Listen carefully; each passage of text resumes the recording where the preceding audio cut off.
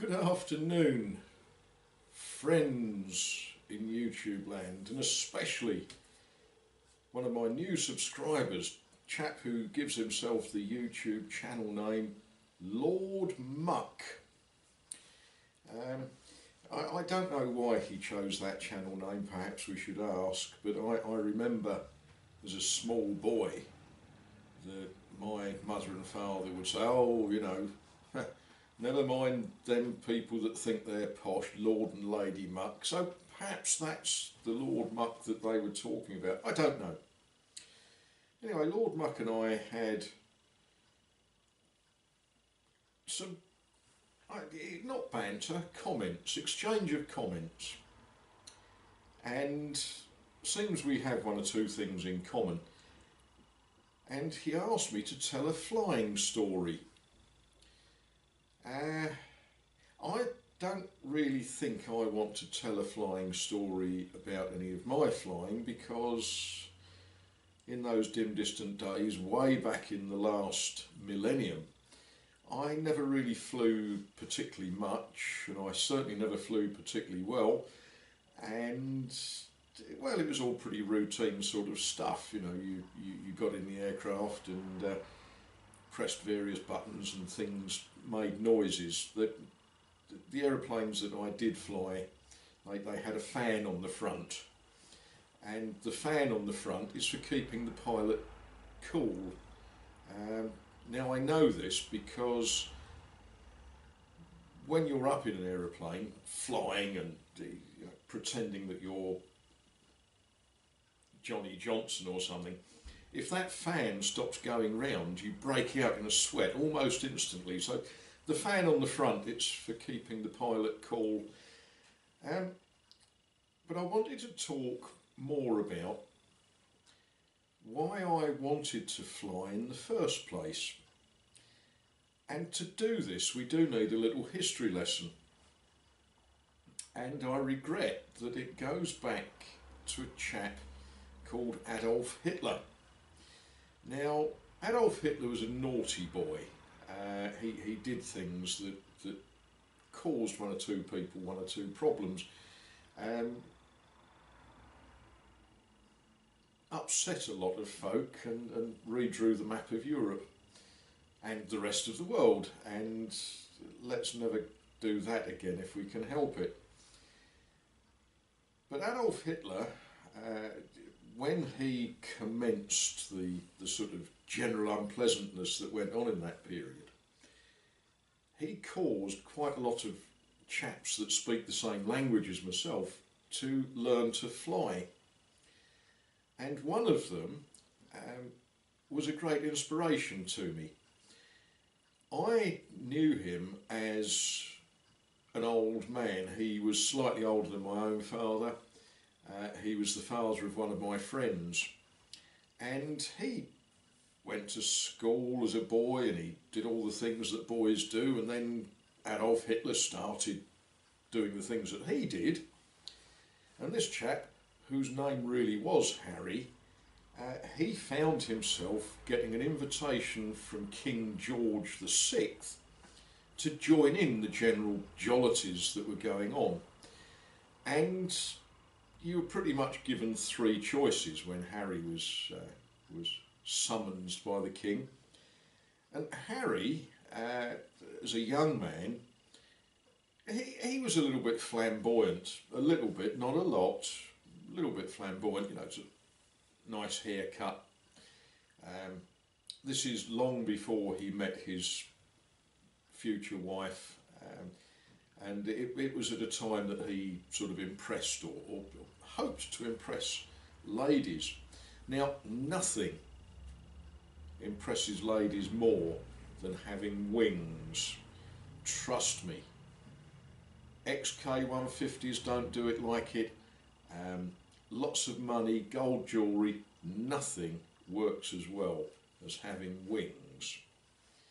So Harry asked if it would be all right if he could become a pilot. And the chap at the recruiting office, I don't know what phrase he used, but it translates to, of course, dear boy, come aboard be welcome. I don't think Harry knew at that time that it was, for a lot of people, a very short-lived occupation.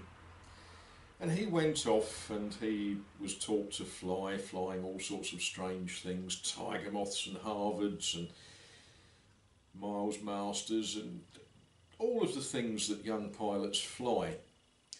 And somebody said, "You're just the chap we want to fly the latest British heavy bomber," which would have been jolly good.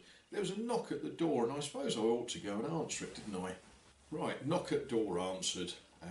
Fortunately, it wasn't a letter from Queen Elizabeth asking me if I'd like to join the Army, the Navy or the Air Force. Anyway, back to where we were. Dear old Harry was selected to fly the Stirling. Now, those of you that haven't read lots of wartime history, you've all heard of the Lancaster and the Flying Fortress. But the truth is, there was an awful lot of other aeroplanes, and some of them were awful. Some of them were awful in some ways, and some of them were just generally awful. You know, the Albemarle.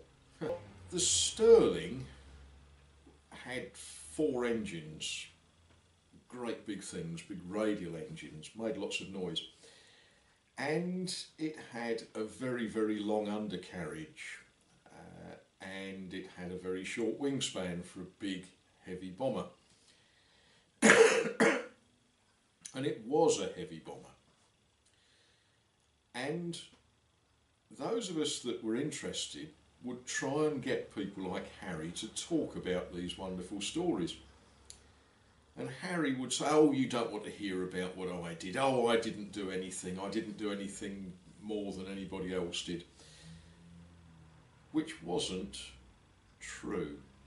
Harry did quite a lot more than many ordinary folk. He was an ordinary man, but called to do extraordinary things. So it would take a lot of prodding and poking, and finally we would convince Harry, and he'd get out his old logbook and he'd show us details in it, and he'd tell us about the metal plate in his head from when he gave up flying Stirlings, shall we say. But the joy was to get Harry to talk about flying the Stirling. And in his pilot's logbook he had a big red stamp, a big red endorsement in it, signed by Chief Flying Instructor, saying that Harry, pilot officer, whatever his name was, understood and could fly the Stirling on takeoff, could compensate for the swing. And we would get Harry to talk about taking hold of the aeroplane. And he would fly that aeroplane around the living room. And he would heave and yank and such likes. But the takeoff is the most wonderful thing. And Harry would demonstrate it sat on a dining room chair. He didn't make the noises, he just would talk us through what he was doing. And he would reach switches and turn on engines and, you know, turn on the magneto for number 1 engine. Magnetos, as all pilots know, aeroplane engines have 2 sets of ignition. Turn on the magnetos, start it up. I don't know the starting sequence for Stirling, but then he would talk about how, as you accelerated the aeroplane, you pushed and you feathered the throttles.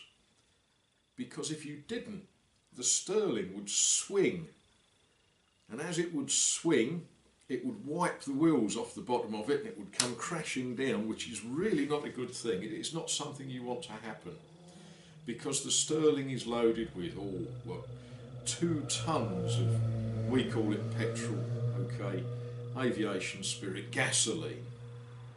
And not only has it got 2 tons of gasoline waiting to go bang, it's also, at certain times of its life, got I don't know, £6,000 of bombs under there. And you really don't want to be turning the aeroplane, wiping the undercarriage off sideways, showers of spark, petrol everywhere, and bombs underneath you. It's a quick way to lose more than just the thing that the ladies impressed by the wing might be interested in.